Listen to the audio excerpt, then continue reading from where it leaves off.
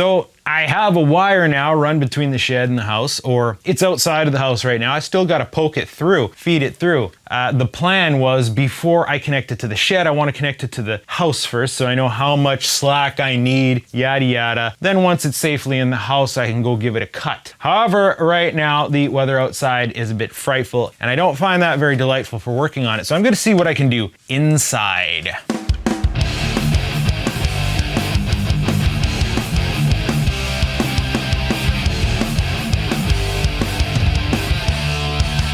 Now, one thing that was done inside, or is done inside, or maybe it was done because he was a bear, and this video is past tense now. It's already happened. You've missed out, or have you? You're watching right now after all.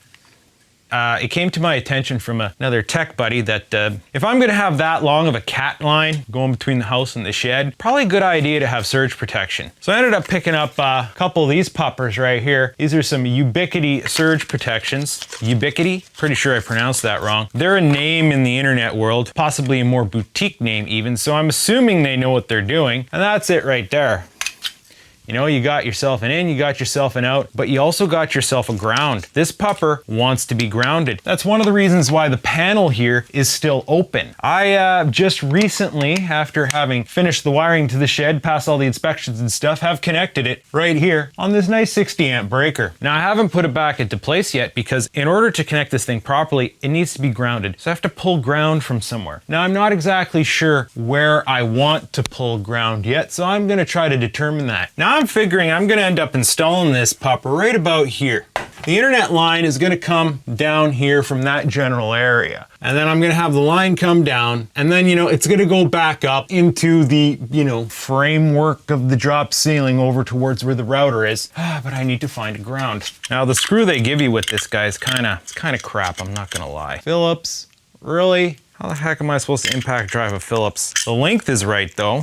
Maybe I can use it, we'll see. So I'm gonna want it in like this general area here. Oh, is that even gonna sit right? The only problem with this device, it has like this dipped arse end, the rear back of it, because it's kind of meant to be mounted on a, you know, like a pipe or a pole or something. I guess they give you these two little snoot holes, but they're not really gonna accommodate my needs right now. Oh, I was expecting it got mounted all twisted and wonky. So what? I gotta shim this thing? Is that what you're telling me? Not cool, bud. Okay, first criticism of the Ubiquity. Fix your mount. Give us some meat for surface mounting. Wasn't in the mood to get creative with this thing. Not that I'm opposed to being creative, but I was expecting this to be a little bit more straightforward. So what we're gonna do, just sandwich another piece of scrap acrylic underneath this guy. Oh yeah, sure it's gonna work great. Okay, that'll do. Assuming the cover still fits on there, it looks like it has to hook on underneath. Oh, no, it's good. We're good. Okay, now I gotta pull some ground for this guy, which adds certain fuel to the fire because it has to get grounded to that mounting screw. So that mounting screw is gonna have to do double duty. Should work fine. No? Question is, do I want to use like a little fork? Which of course I brought the forks out to the shed because, you know, wasn't expecting to be working inside right now. Maybe if I just do a little rappy rip. Now, where do I want to pull ground from? Do I want to take it off this junction? Do I want to pop a fresh hole in the side of the panel? Take it directly from the ground bus back here? It's a bit congested right there. A bit congested everywhere in here. There's a lot of wiring going on in this house. I guess this hole would work right there. Do I have any more of those plastic connectors to be cheap grommets to isolate? Yes, I do. All right, well, this one right here. Not a lot of excursion on this like this. Oh boy, we're getting nowhere here. Oh, there we go. The chip has fallen. And now the chip is lost. Now we do have groundwire du fromage. Never thought I'd be stripping to make ends meet. And where's our little plug? There it is. Cheapest plastic connectors that I only trust for crap like this. Right? Right. Now there's a ground lug like pretty much right as soon as you go through that hole. I don't even know if I have to fish my fingers back there. Just a little bit of creative finagling. Should seat it right in the hole that it needs to go into. I didn't tighten these all down, did I? No. Just go in there, boom, it's in the hole. There we go, we got a ground wire in a hole. I can put the panel back together now. Pretty straightforward process, bud. And of course, oh, hey, that just snapped right into, nope, these guys, there, yeah, all right. Yeah, all right. Everything's seated here nice, yeah.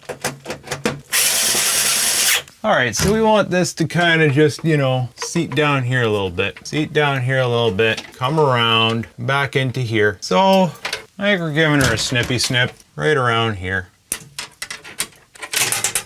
Yeah. Now I gotta check to see if this will sit nice if I just give it a simple reach around. Is this a 12 gauge? This is a 12 gauge. Well, what did I buy bare 12 gauge wire for? I don't remember. Oh, probably my distro. That's fine. Now we gotta unseat this thing again. Attempt to get the hook around like that, and then reseat it. Okay, that guy wants to slip out now. I wanna make sure, and kind of like that. Give it a little final squeezy. And there we go. Ground ed. Make sure our cover still fits. Yeah, well, little perforation in the door is just big enough to fit that 12 gauge. Now I think I have a specialty application for the wire stapler. Wire stapler. Ta-di-da. 5 left. Didn't I buy more? So our surge protector's ready. Now it's just a question of getting that wire through the hole. So we're not expecting rain for another hour, so hopefully that's enough time to nip this in the bud. So I got this wire going into the house here. And what this is it is an old hardwired telephone wire, completely abandoned now. I think even if you did get a landline now, you wouldn't be using this, you'd be using VoIP. So pretty confident I can give this a little bit of the snippy and repurpose this hole through the wall. The fact that I have this hole through the wall is one of the deciding factors in which I determined that this would be a rather convenient thing to do in general. Otherwise, if I had to put another hole through the wall, I probably wouldn't have bothered. Well, here we go. Can I even legally cut this wire? Too late now. Now, to find this wire on the other side, it was rather simple. I know exactly where this conduit is going into the box of my house. I basically measured this way to the conduit, then down to this aspect of the conduit, and then I was actually able to find that this is not obscured, it's not hidden in the wall. It's behind the panel board. That is the piece of plywood that the panel board is mounted to. So it's gonna be a little tricky to reach it, but it's loose and it looks like it's coming right through. They did spray foam to the basement. It's the reason why I can't change out this plug, because I can't slack the wire through to get to the screws, so that's stuck the way it is. But this guy, I should be able to pull that through, I hope. Now before we can do that, I'm gonna need more slack on this. As you can see, I have this creative arrangement. Plumbing to fitting, galvanized adapter, whatever it'll do. But then right here, a nice little weatherproof strain relief choke. I gotta go loosen this up on the shed end and see if we can get a bit more slack through. Actually quite a bit, because it has to go, I'm gonna say 5 or 6 feet maybe. So this should be loose and available. Pull several feet of this out. Now, let's see if we can't get yanking more of this ass out. I'm nervous because of the tension on it. Okay, no, here it comes. Now, assuming this goes up the wall, maybe around there, this should be plenty to get down to where I have to go. I'll pull a little bit more just in case. Oh, there is a little bit more. Here we go. Okay, watch I get this all done, and the amount of tension I put on this wire completely ruined it. That'd be wonderful. So, pipe goes up, pipe goes in, pipe goes down and around. Pretty straightforward. Now, do I feel like reburying this? It got pulled up a little bit when I was yanking on it. Careful not to damage your foundation's membrane. That'll be an expensive mistake. I did have plans for how I wanted to do that. I am hoping that some steel EMT strappings will be the flavor that satiates my cravings. It is really nice to come this far in life and forget to bring a marker to mark that. I need to figure out what fasteners I'm gonna use first. This seems more, a lot like hunting a fly with a shotgun. Do I really want to put this big of a hole in my wall? I don't know. Should be okay. Aim it up like that. Hold it right about here. And because this is concrete, we need to go into hammer mode. Hammer time.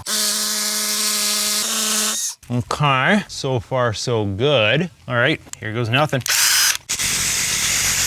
I'll definitely put the fastener. Well, not really. It was more of a slowener, but it fastened.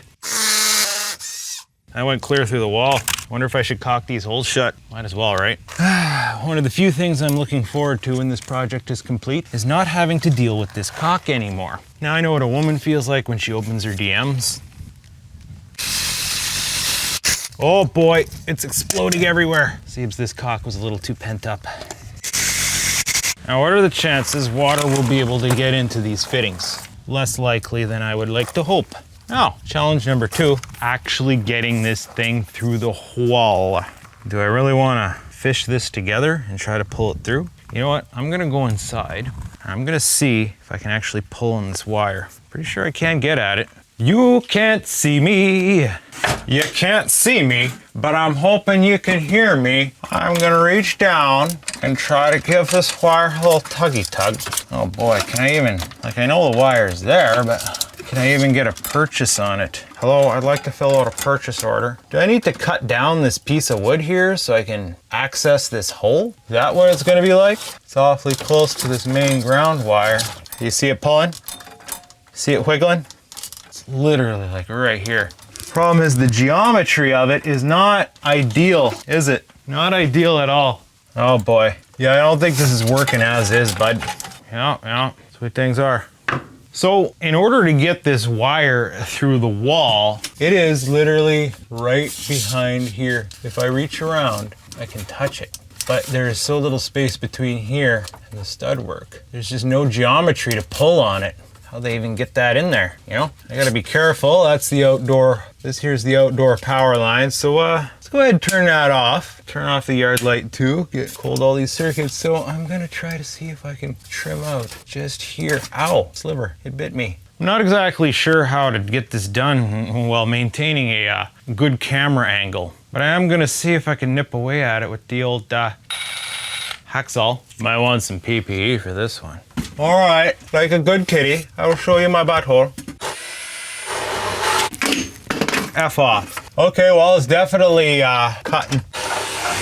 That should be enough this way. I don't know that I can get in. Oh, maybe the other angle here. I gotta make sure I well clear that wire, right?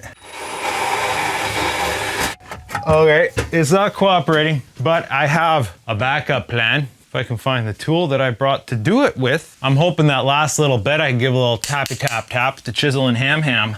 It is like, you know, going along the grain of the plywood, so there's a good chance some nice firm taps will snap that piece right off. Ow, that's loud in here. Let's see. No, still on there too good. Plywood's good stuff, you know? Oh boy, it's loud. Oh. What do we have here? Aha, success. I've broken off the piece of wood. Oh, here we get at the wire. Oh, would you just look at it? There's the wire right there. And the hole's right there. Can we give it a pull? Will we regret giving it a pull? Let's see if we can get a pull started. But I need something to grip on it with. Something that was resembling a puller. Do I not have a puller? Ah, yes. I knew I had an app for that. It's not a wire puller, but it's a puller in general. So if we hook on this wire and give it a pull, oh yeah, it's gonna come right through. It's gonna come right through now. Good. Now there's a fair amount of tension on it, so I guess we need to look into doing the old splicey bits to make sure that the other wire chases through with it. So here is our wire, and we kind of wanna, oh man, how tight is this hole gonna be? I want it to go through there smooth, man. I'm hoping it goes straight. I don't see why it wouldn't. At least I have a pilot. Worst case scenario, I can maybe make that hole a bit bigger, and if it does go straight. Now ideally, I would like to attach these two wires together, but I don't know if there's enough footprint for me to do wrappy bits. I'm gonna have to find out though. Of course, I'm gonna be running in circles trying to find the necessary tools that I need to do this, like the roll of black tape I just had yesterday. And I did the last pull through. There it is. All right, so the effect I'm hoping to go for here is that this appears to be solid copper wire. So I'm thinking if I strip these back a bit, yeah, look at that. This wire is pretty rotten too, look at it. It's black. And if I strip back a bit of this, hopefully we don't need the plastic core for this operation. Now we just have to couple these wires together, but in the smallest foot. Oh wow, this stuff is super stiff. You know what else is super stiff? My drinks. Yeah, see, we need to slack on this. We can't have certain aspects of the wire overlapping. See that? Take a gander. I don't want the wire coming back here. I need this to be as thin as possible. Hopefully, with enough tape, or the right amount of tape, I can make it so that it'll still slip smoothly through the hole, but will not come loose. All right, I'm gonna leave this camera out here. And I'm gonna go inside. I'm gonna give her a nice firm yanking. All right, are you ready for this? Okay,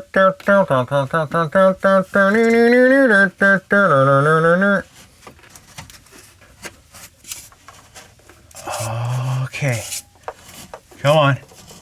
Oh, a little bit of tension. Okay, this is where we get concerned because whatever is tight, it's starting to try to, oh boy. You know, if we put too much tension, it's definitely gonna rip off. Yeah, that feels bad.